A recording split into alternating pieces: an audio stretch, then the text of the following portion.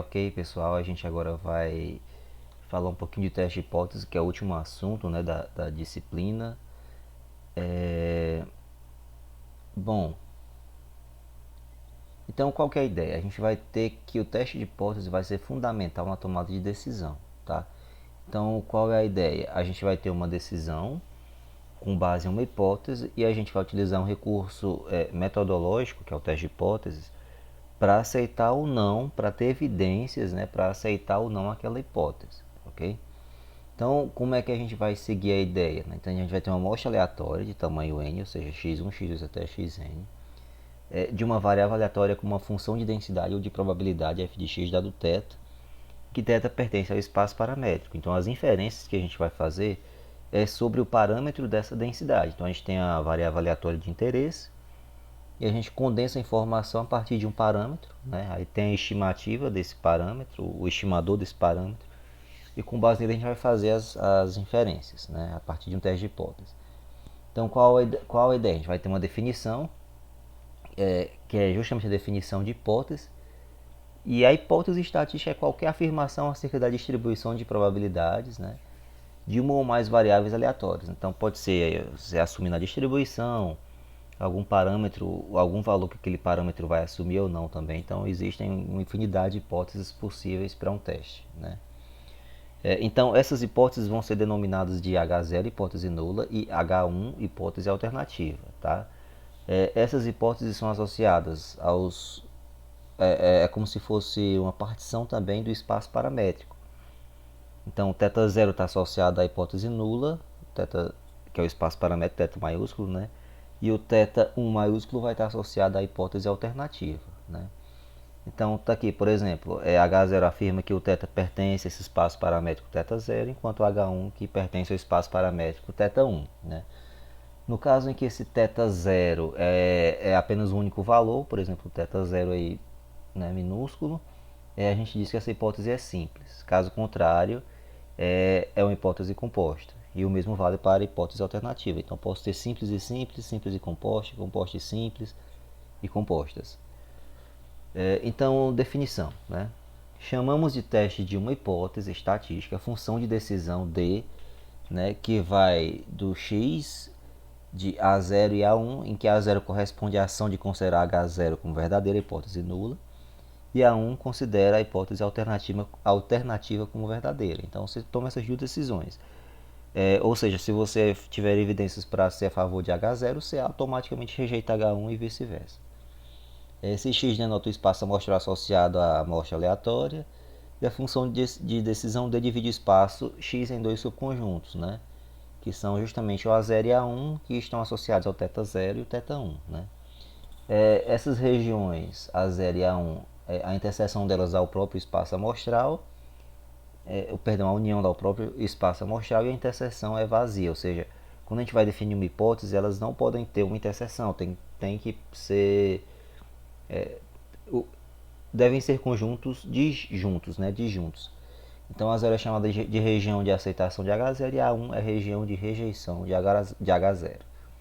Também chamada aqui bastante de região crítica. Então, a gente pode chamar de região de rejeição de H0 ou região crítica, né? Então, por exemplo, aqui uma caixa contém duas moedas, uma equilibrada e outra não, tá? A equilibrada P é 0,5 e a não equilibrada ou a viciada é de 0,6. E essa probabilidade está associada à face cara. Então, uma moeda é escolhida aleatoriamente, lançada 3 vezes, ok? Consecutivas. Então, as hipóteses de interesse são P igual a 0,5, ou seja, a moeda é equilibrada, contra P igual a 0,6, não é equilibrada, né? Então, se eu pego uma moeda e lanço 3 vezes, o meu espaço amostral vai ser esse aqui, né? Ou 000, em que 1 é quando ocorre face cara, né? 100, então, primeiro lançamento, face cara, 010, segundo lançamento, eu obtive face cara, e por aí vai, até o último que eu tive todas as faces caras, né? Então, eu vou ter a zero, uma possível definição a partir desse espaço amostral, né? x1, x2, x3, tal que a soma desse x1 mais x2 mais x3 seja menor ou igual que 2, ou menor que 2, contra 1, que é a decisão associada à soma, né, de x1, x2 mais x3, ser maior ou igual a 2, ok? Então a gente vê que esses A0, as regiões, né, de A0 e A1, elas atendem aquelas condições, né? A, a união dá o próprio espaço amostral e são, a interseção é vazia, né? São disjuntos, né? Então são hipóteses simples, né? Ou seja, simplesmente o θ é igual a 0,5 contra 0,6. Então a função de perda seria 0 se a decisão for correta, né? Ou 1 caso contrário, né? Então seria bem objetivo. E a função de risco, pela definição, vai ser simplesmente a esperança da função de perda, né? Então tá aí, esperança da função de perdas, que é 0 vezes pertencer à região A0, região de aceitação de H0, e 1 de pertencer à região de rejeição de H0 ou região crítica, né? Então, substituindo, a gente vai ter, basicamente, vai sobrar simplesmente a segunda parte, né? Que é o que? É 1 vezes a probabilidade de x pertencer a 0, dado que θ é igual a θ1, né? Ou seja, 0,6, né?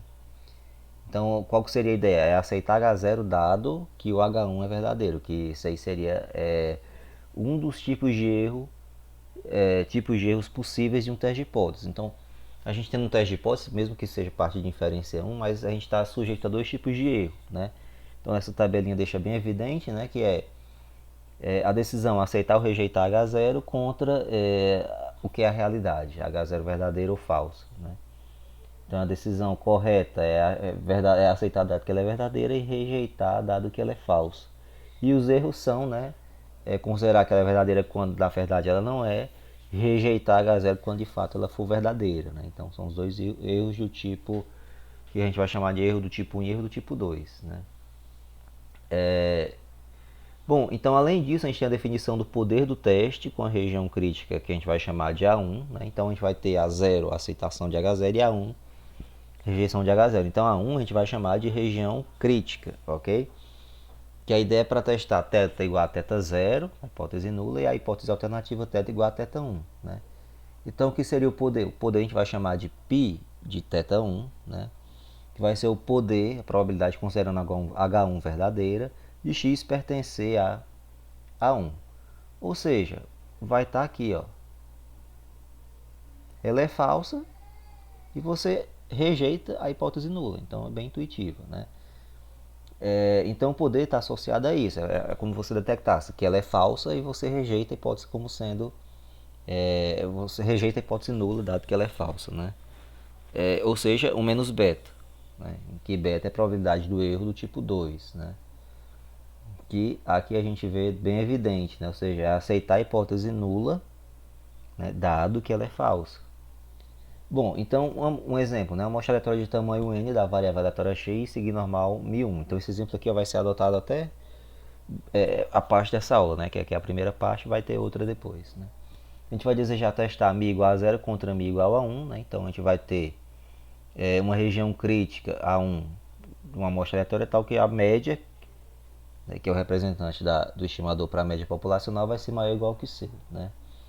Então, se eu tiver um n, né, maior que 16 para um alfa de 0,05, para determinar C é só fazer isso aqui, né? Aplica na própria definição, né, probabilidade de H0 verdade, dado que x barra maior igual ou igual a C, que é equivalente à probabilidade de Z, né, maior ou igual que C vezes raiz de n, né, pela definição, porque já que o sigma é 1, ok?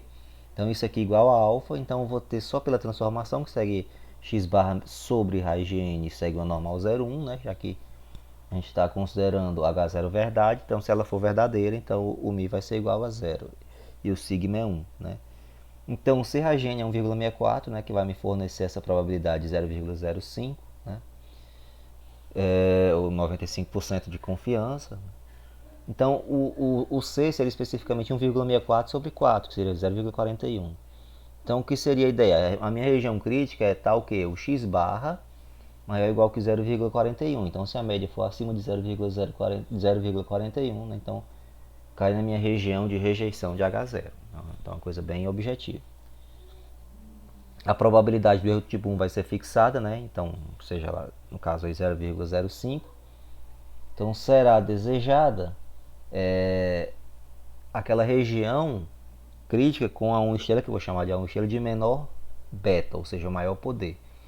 Então, isso, veja, se eu estou tendo a ideia de pegar aquelas regiões críticas com menor beta, e indiretamente eu estou pegando as que têm maior poder. Então, a ideia aqui já vai entrar em testes mais poderosos. Aqueles testes com maior poder são os que têm menor erro. Então, se você tem um poder alto, você está reduzindo a chance do erro do tipo 2, né? E se você está fixando o erro do tipo 1 em 0,05, por exemplo, que é um valor bastante adotado, se você pegar o que tem maior poder, então você vai estar cometendo erros com baixa probabilidade, né?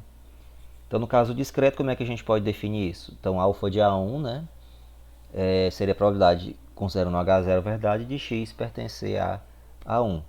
Ou seja, rejeitar H0. O que é rejeitar H0? É x não pertencer a A0. Então, x pertence a 1, dado que H0 é verdadeira. Ok? Definição simples, pura e simples, né? E como seria isso? Seria a probabilidade de x pertencer a 1, né, de f de x, dado θ, né, considerando θ igual a θ zero. Ok? E o beta de A1, que é o erro do tipo 2, né? Então, o que é o erro do tipo 2? É aceitar H0, né, dado que ele é falso, ok? Então o x pertencer a zero, né, ou seja, aceitar H0 dado que o θ não é θ zero, θ é θ 1, ok? Então essa aqui é a ideia, bem objetiva. A 0 e a 1 são complementares, né? Então, obviamente, elas atendem aquelas pressuposições, né? Da união ser o próprio espaço amostral e a interseção ser vazia. Então, um exemplo. Seja o problema em testar H0 θ igual a θ 0 contra H1 θ igual a θ 1. Né? Então, com apenas uma observação da variável x, temos a distribuição de probabilidade. Tá aí, né? Esse já é um exemplo do livro. Tá? Então, aqui eu tenho os valores, e aqui eu tenho f de x dado θ 0 e f de x dado θ 1. Né? Então, aqui eu tenho sobre H0 e sobre H1. Então, aqui, ó, com regiões críticas A1 com nível alfa de 0,05, eu tenho essa situação aqui, ó, 2, 3, 4 e 5, né?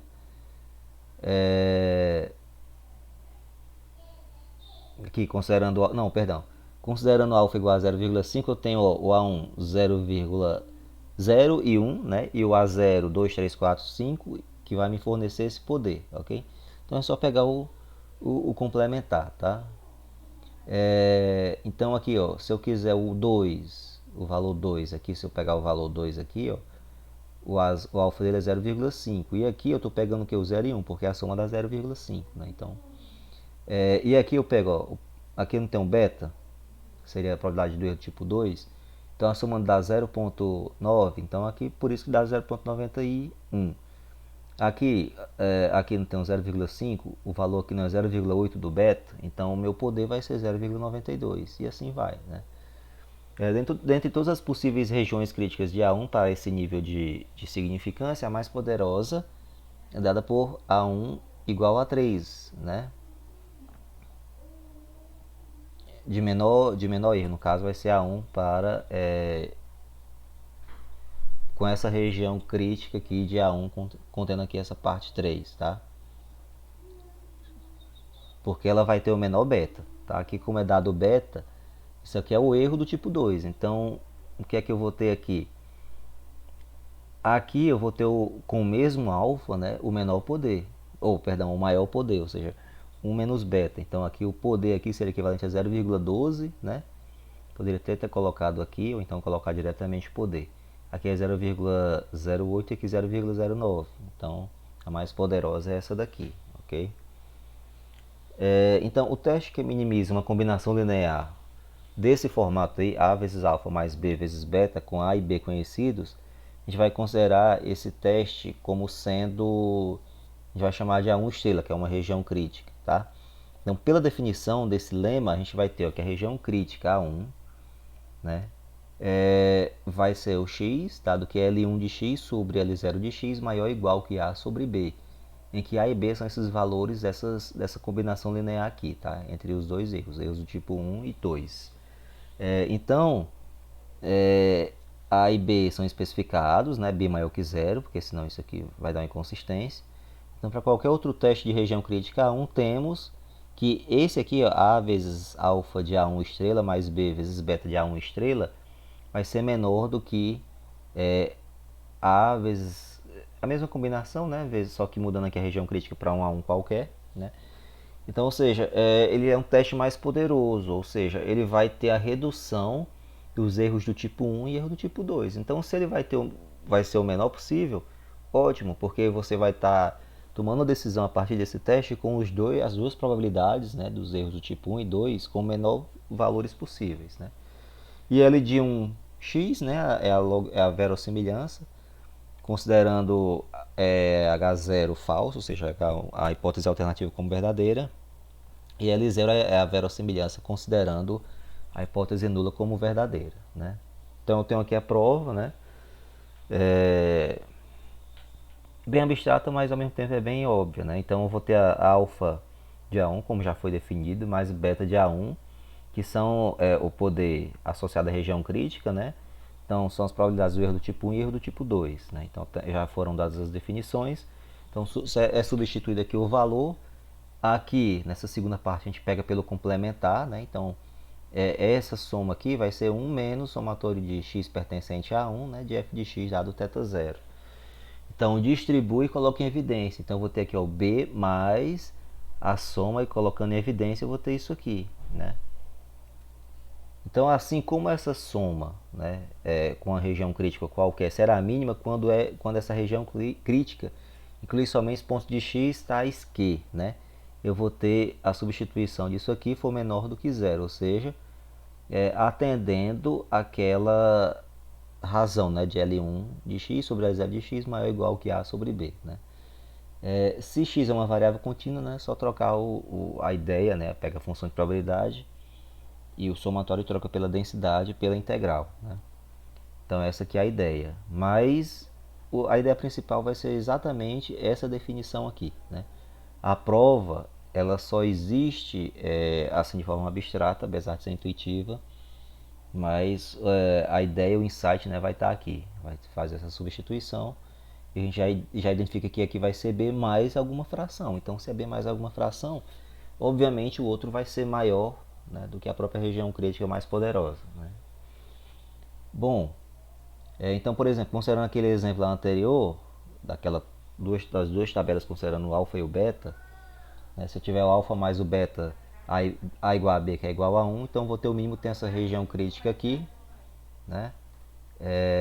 E para alfa 0,5 eu vou ter e 0,5 e 0,3, sendo alfa mais beta igual a 0,8, né?